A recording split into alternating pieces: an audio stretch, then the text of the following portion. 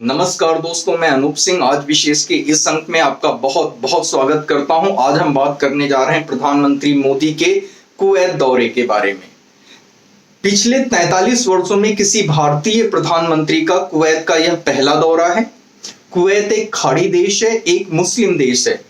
प्रधानमंत्री मोदी ने जब से अपना कार्यभार संभाला है वो बहुत से देशों की यात्राओं पे गए हैं, हर तरीके के देशों की यात्राओं पे गए हैं, छोटे हों बड़े हों, क्रिश्चियन कंट्रीज हों मुस्लिम कंट्रीज हों, हर जगह उन्हें हाथों हाथ लिया गया, उनको बहुत ज्यादा सम्मान और आदर मिला।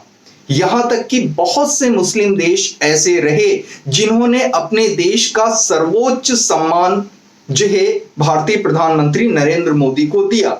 अब बात यह आती है कि जो है प्रधानमंत्री मोदी को इतना ज्यादा सम्मान जो है हर देश में कैसे मिलता है और मुस्लिम देशों में भी कैसे मिलता है।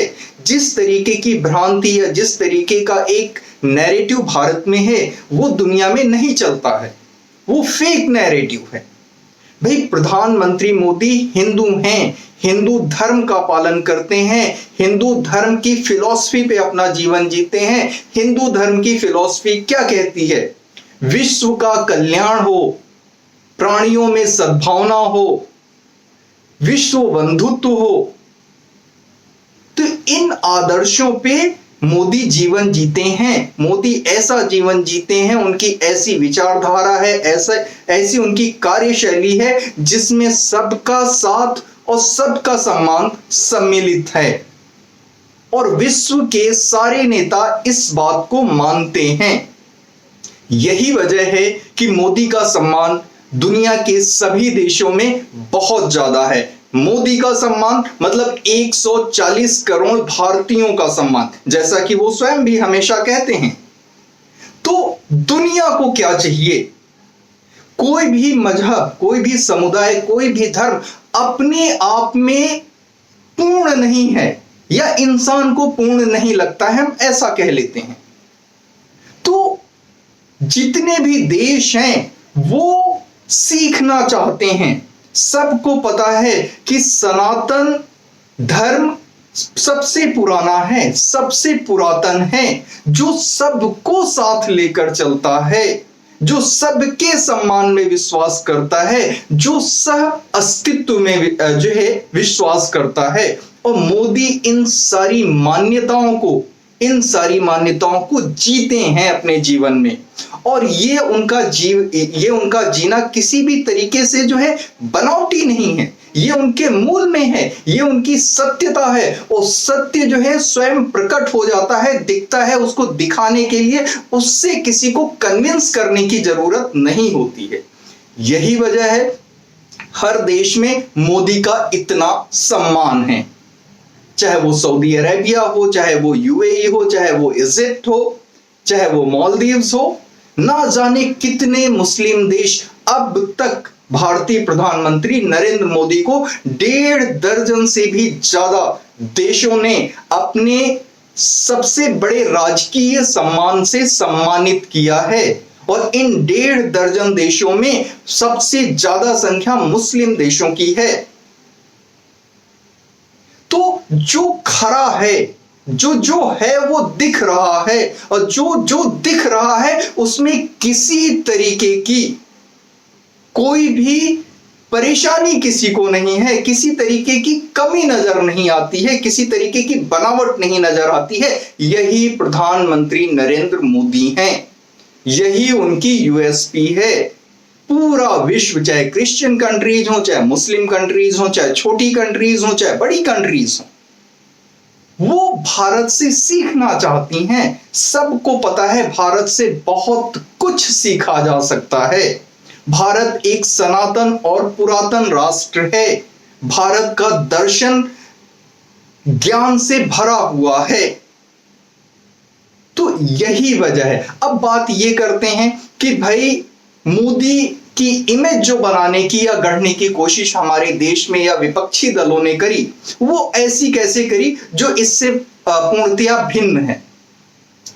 तो वो उनका राजनीतिक एजेंडा है जो इस देश में वो चलाने की कोशिश करते हैं, कितना चलता है और कितना नहीं चलता है। अब हम बात करते हैं अपने राष्ट्र के, अपने देश के मुसलमानों का। हमारे देश के मुसलमान जो हैं वो क्या चाहते हैं कि उनके जीवन में अनुशासन न लाने की कोशिश की जाए, उनको कानून के पालन से जो है छूट दे दी जाए। आखिर वो चाहते क्या है?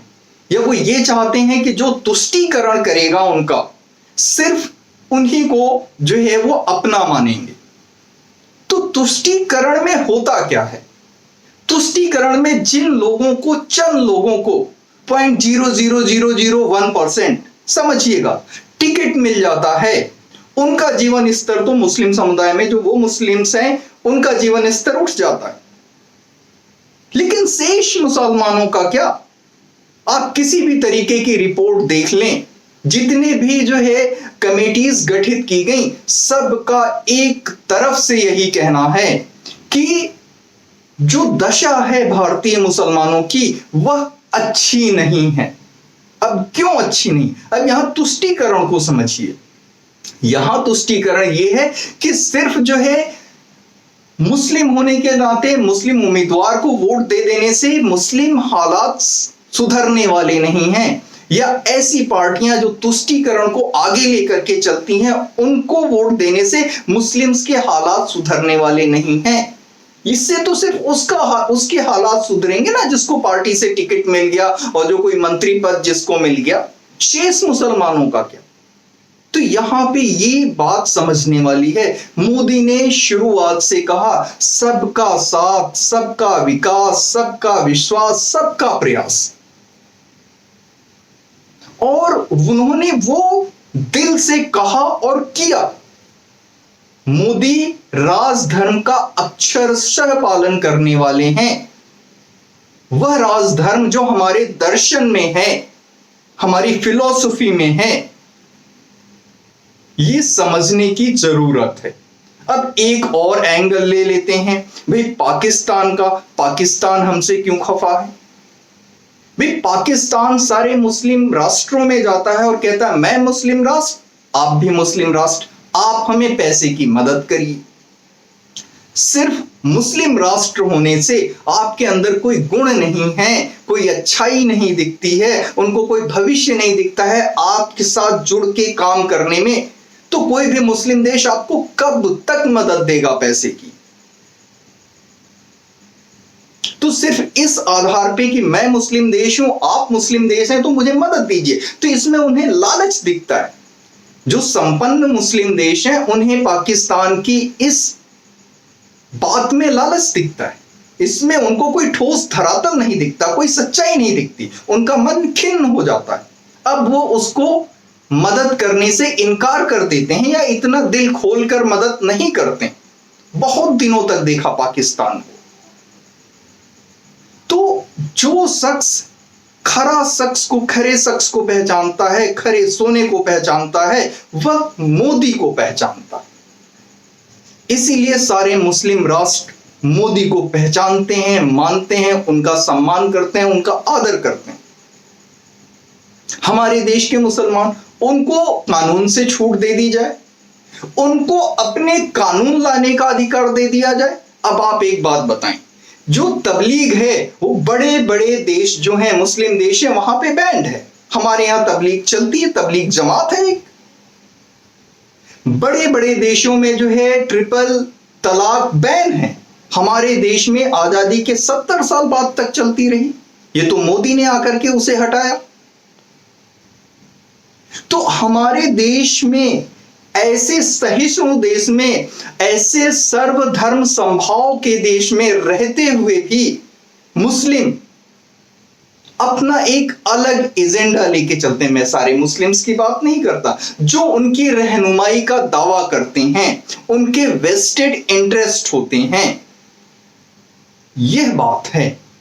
और जो शेष मुस्लिम हैं उनको उस तरीके से समझाने की कोशिश की जाती है।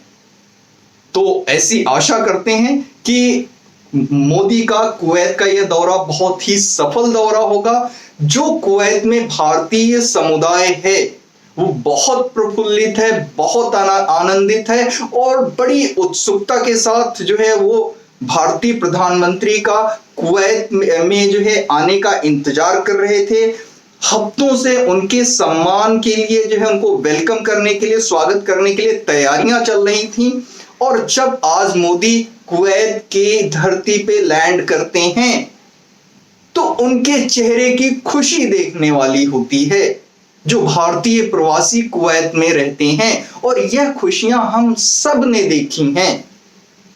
प्रधानमंत्री मोदी जिस जिस देश में जाते हैं तो वो यह जताना कभी नहीं भूलते, भले ही आप भारत की माटी से दूर हैं, लेकिन भारत आपका है, आप भारत के हैं, मैं भारत का हूं, मैं आपका हूं।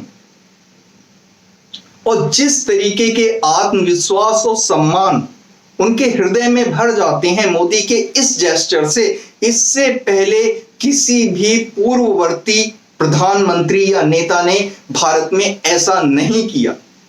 शायद उनकी सोच ही यहां तक नहीं जाती थी। तो मोदी जी का यह दौरा बहुत ही सफल हो और जो है जिस उद्देश्य से गए हैं उसकी परिपूर्ति हो, इसी आशा के साथ आज यहीं पे विराम देते हैं। कृपया चैनल को लाइक करें, शेयर करें और सब्सक्राइब अवश्य करें।